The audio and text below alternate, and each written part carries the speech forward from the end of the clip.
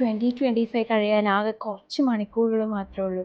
എൻ്റെ അടുത്ത് ഈ 2025 എങ്ങനെ ഉണ്ടായിരുന്നു എന്ന് ചോദിച്ചാൽ ഞാൻ പറയും 2025 is my best year in my life എന്ന്.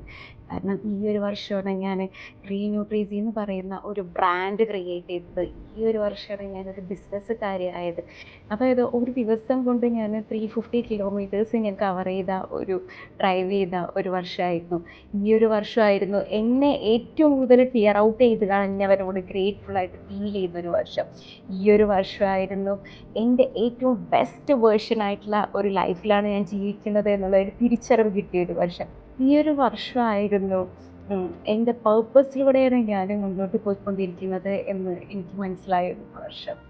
കുറച്ചെങ്കിലും ഒരു പെയിൻഫുൾ ആയിട്ടുള്ള മൊമെൻറ്റിലൂടെ കടന്നു പോയപ്പോഴും അത് എത്ര പെട്ടെന്ന് ബൗൺസ് ബാക്ക് ചെയ്തിട്ട് റിസൈലൻ്റ് ആയിട്ട് വർക്ക് ചെയ്യണമെന്ന് പഠിച്ചൊരു വർഷവും ഈ ഒരു വർഷമായിരുന്നു. അതുപോലെ തന്നെ എനിക്ക് വേണ്ടി ജീവിക്കാൻ തുടങ്ങി എന്ന് തിരിച്ചറിഞ്ഞ ഒരു വർഷം കൂടിയായിരുന്നു ഇത്.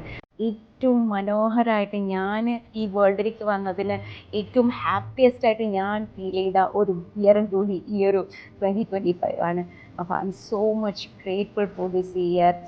ഇന്ന് എനിക്ക് 2-3 പേർക്ക് ജോലി കൊടുക്കേണ്ട ആ ഒരു ലെവലിലേക്ക് എന്നെ വളർത്തിയ ഒരു വർഷമാണ്. സോ എൻ്റെ ലൈഫിൽ തന്നെ ഒരു ഫ്ലിപ്പ് ചെയ്തതുപോലുള്ളൊരു ചേഞ്ച് വന്ന ഒരു വർഷം കൂടിയാണ് ഈ ഒരു വർഷം.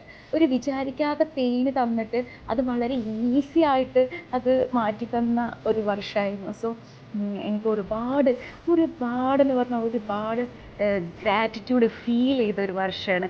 ഓരോ മൊമെൻറ്റിലും ഞാൻ എത്രമാത്രം എനിക്ക് കിട്ടുന്ന ഓരോ കാര്യങ്ങളിലും എത്രമാത്രം ഗ്രേറ്റ്ഫുള്ളാണെന്ന് ഫീൽ ചെയ്യാൻ തുടങ്ങിയ ഒരു വർഷം.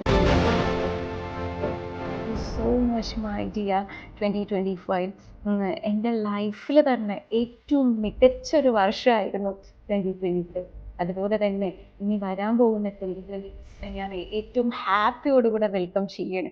So happy new year to all.